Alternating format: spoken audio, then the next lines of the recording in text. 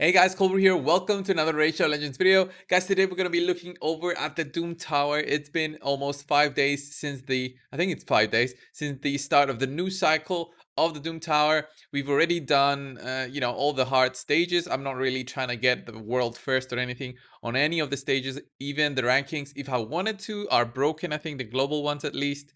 And yeah, I'm just doing it for the rewards to get those crafting materials, and of course the completion rewards, which are quite good for a 12-day event that we have right now. Of course, as you guys know, the hard Doom Tower is mostly doable by totally endgame players who have a big roster of champions, and of course it's much easier when you also have completed faction wars and have Lydia. It makes it so much easier in picking her instead of something else. And then, of course, using champions such as Seer to just clear the waves and using that kind of strategy to go through the whole thing.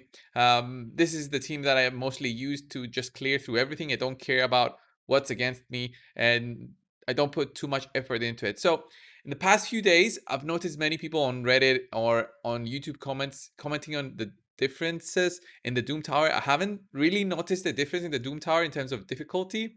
I do think they made it a bit more difficult, especially the bosses. I think they actually have more resist this time around. Haven't checked out if any updated Excel worksheets are out, which just showcase how much accuracy the bosses have. I do remember that the past iteration of the Doom Tower didn't have any resistances on those bosses or accuracy on them up until the final 4 bosses, so from 80 to all the way to 120. But yeah, we're just gonna be trying to do the Skype King. I know it's the hardest one for many. I do have a team for that already. You guys know the team that I use for this one. We're just gonna be using. Let me see how I can find my cold heart that has the destroy set. You need a cold heart with a destroy set. I also use an armor gear with a destroy set. So I'll need to find those two. I'll put them in the vault. Makes it much easier.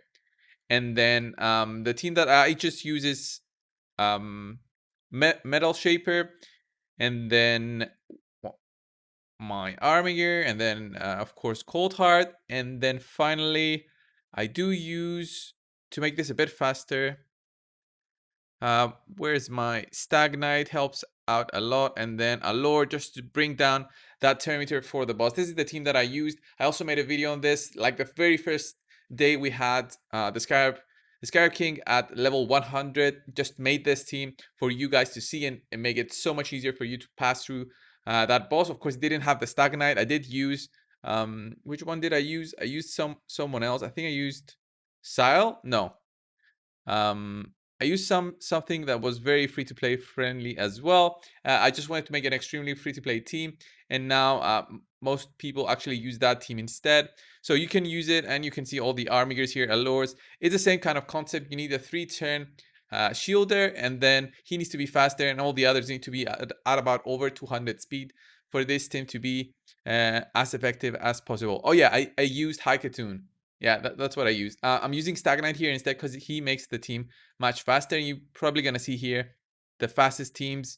Well, the fastest teams are not what I thought because it's still level 50.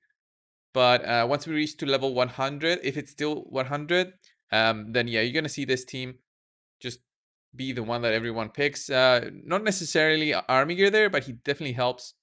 So the waves are the most difficult part in the whole of the Doom Tower. I found that waves 41 to 50 were a bit more difficult, but again, because I'm using the same team, I don't want to care too much of my choices. I just use the Seer strategy and just go through them and do something else while the team just goes on and does his thing in the background.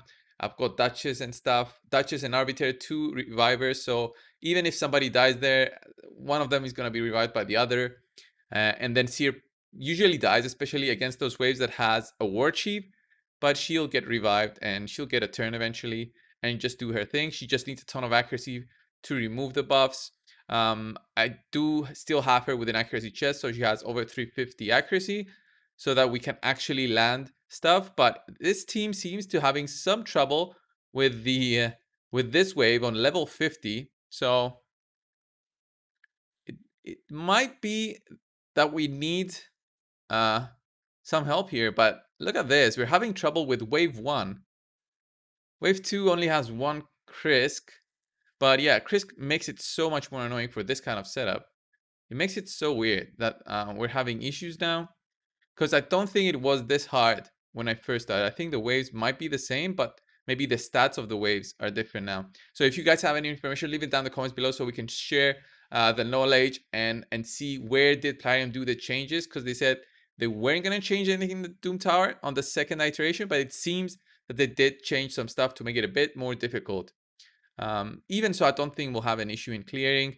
It's just that the wave does take way longer than I thought it did. So like 2 minutes to reach the boss. Well, when I was doing level 100 of the boss, the last time, I did the boss in 2 minutes 15, and it definitely didn't take me this long to actually reach the boss. It took me about less than a minute.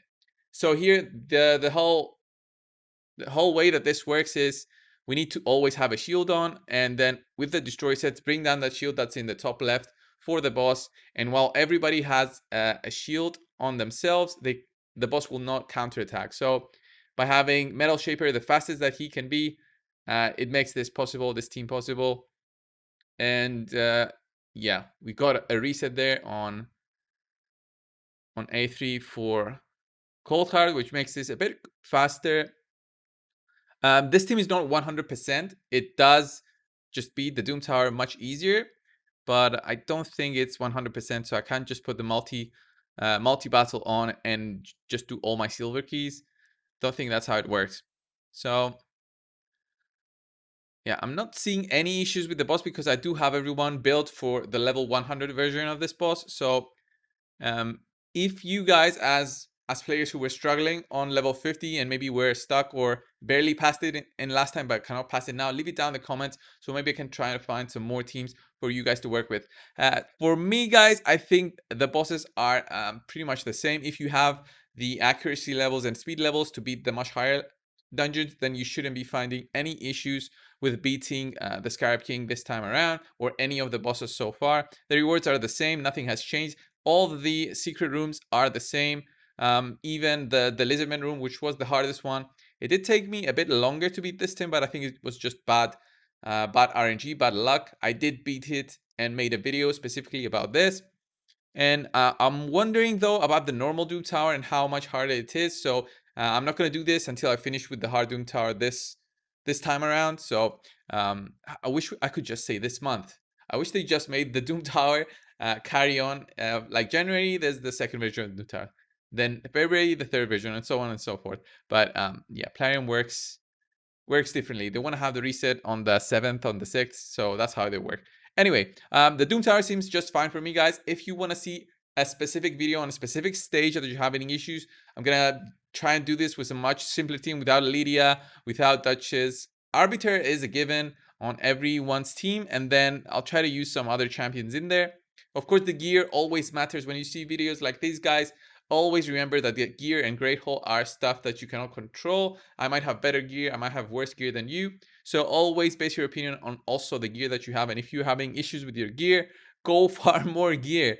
Instead of opening shards, instead of buying shards, buy energy if you want to buy and improve your progress through the game. Buy energy and then farm gear. That's what I always advise, and that's what I see when I do takeovers, is that everybody seems to have an issue with their gear, and just farming gear is not what they do, and they should be doing that instead of just opening shards. Guys, thanks a lot for watching this video. Subscribe if you haven't already, and guys, I'll see you in the next one. See ya!